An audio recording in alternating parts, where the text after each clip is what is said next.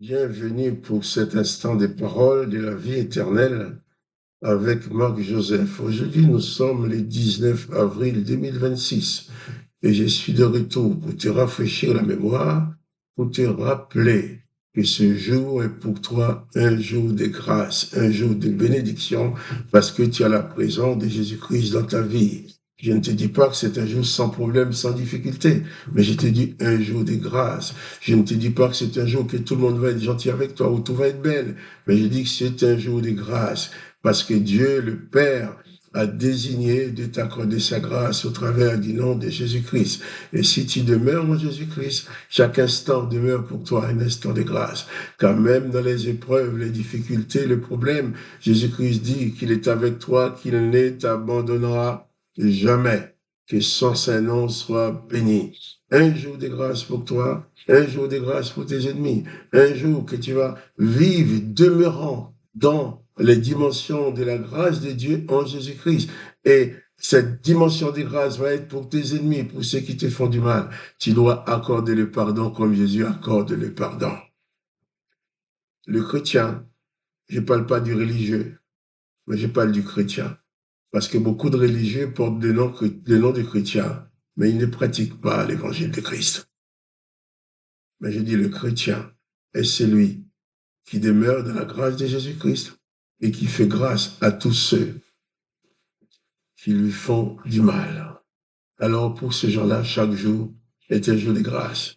Mais il ne faut pas que la grâce ne soit qu'un mot qu'on prononce parce que c'est le mot à la mode, parce que c'est le mot qui fait bien. Non.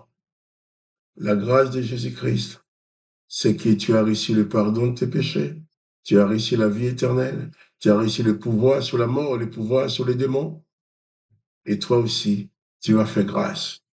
Tu pardonnes à ceux qui te font du mal. Beaucoup de gens sont malheureux dans leur vie, sont toujours dans la tristesse, dans le désespoir, parce qu'ils ne pardonnent pas.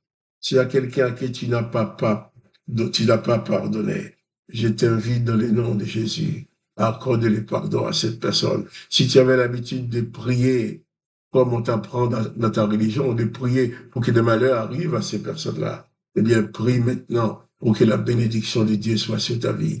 Bénis cette personne, pardonne. Si tu as l'habitude de prononcer des paroles de malédiction sur lui, eh bien, efface ces paroles, ta bouche, et prononce des paroles de bénédiction. C'est ça, la grâce.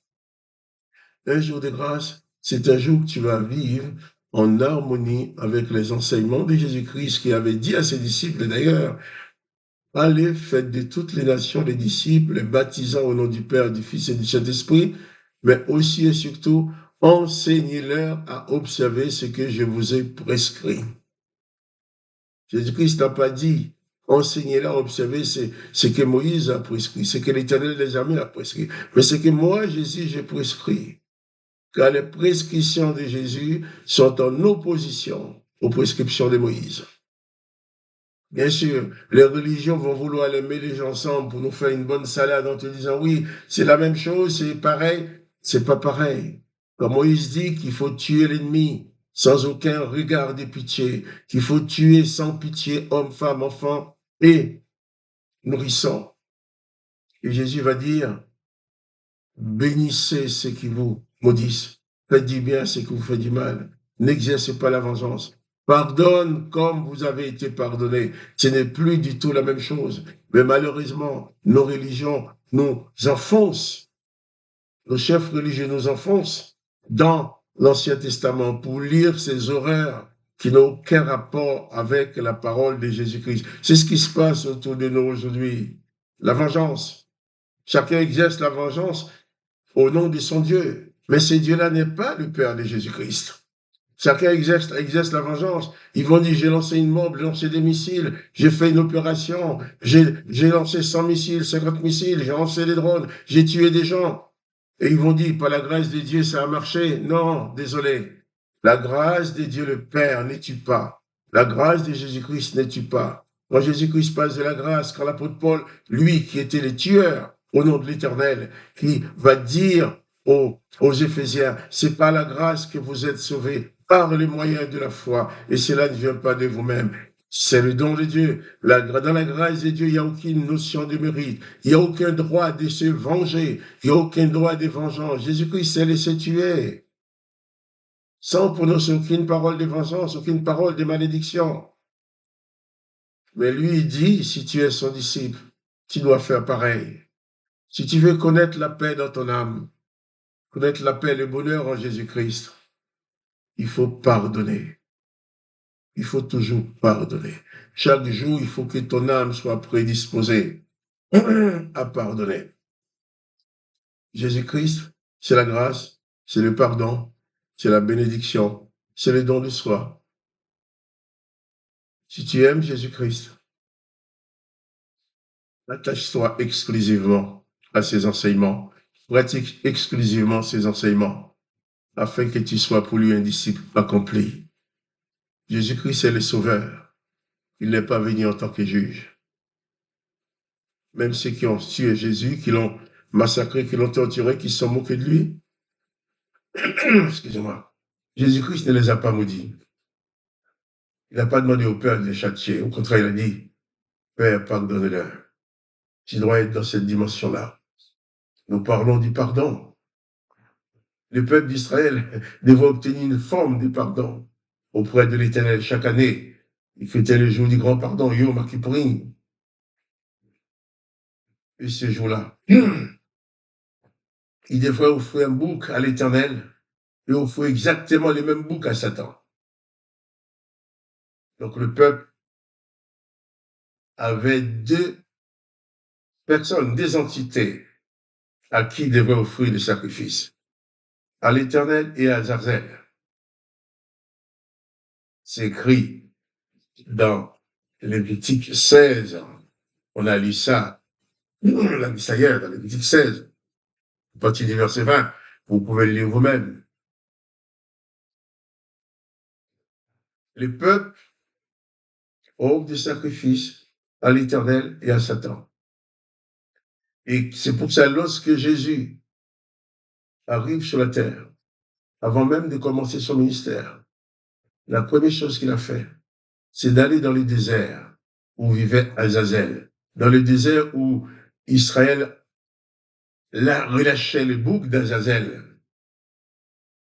Après avoir offert le sang d'un bouc sur l'autel, dans le temple, à l'Éternel des armées, il fallait offrir notre bouc, exactement le même, à Azazel, pour calmer ces démons. Parce que ces démons, de la part de l'Éternel, avaient pouvoir sur le peuple. Car dans l'Ancien Testament, je pense, si vous lisez, vous le lisez, vous le savez, l'Éternel a envoyé son propre démon pour tourmenter Saül. Un mauvais esprit venant de l'Éternel tourmenter Saül. Quand l'Éternel voulait tuer Akab, il a envoyé ses démons des mensonges pour pousser ses propres prophètes qui devraient dire la vérité au peuple. L'Éternel les a poussés à mentir à Akab pour l'envoyer à la mort. Je ne parle pas de Job. Dans une relation complètement amicale avec Satan, l'Éternel dit, discute avec Satan amicalement, sans aucune forme d'agressivité. Ensuite, il a livré Job à Satan. Et là, pendant tout le temps, le peuple d'Israël a offert des sacrifices à l'Éternel et à Satan. Jésus vient, il va dans le désert, à la rencontre d'Azazel, mais pas pour lui offrir un sacrifice, pas pour s'amuser avec lui, pour le vaincre. Azazel a tout tenté auprès de Jésus, et il a vu qu'il ne pouvait rien. Alors il est reparti. Alors Jésus est venu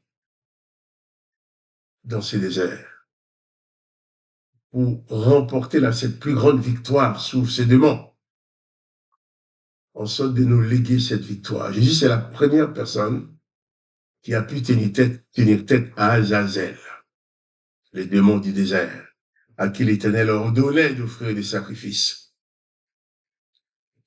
Jésus-Christ lui a tenu tête. Et il était obligé de s'éloigner.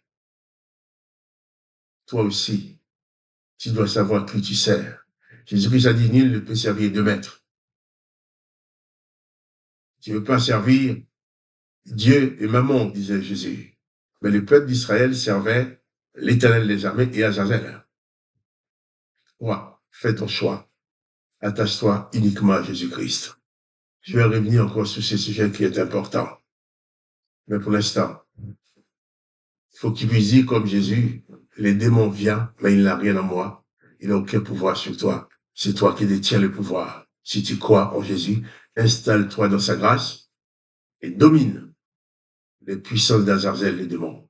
Domine la puissance des démons, comme Jésus-Christ a fait. Que le nom de Jésus-Christ soit béni, et toi aussi, tu sois béni.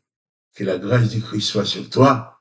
Et quant à moi, Marc-Joseph, je te dis à demain pour les paroles de la vie éternelle.